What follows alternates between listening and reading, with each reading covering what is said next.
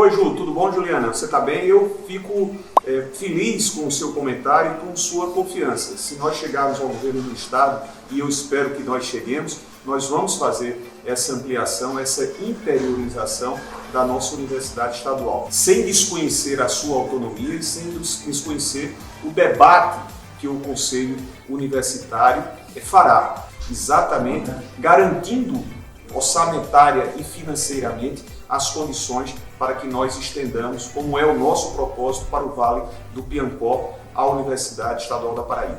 Oi, Ricardo. Querido, não só você, mas também algumas outras pessoas, amigos e amigas, ainda não se acostumaram com os cabelos não mais existentes, os longos cabelos.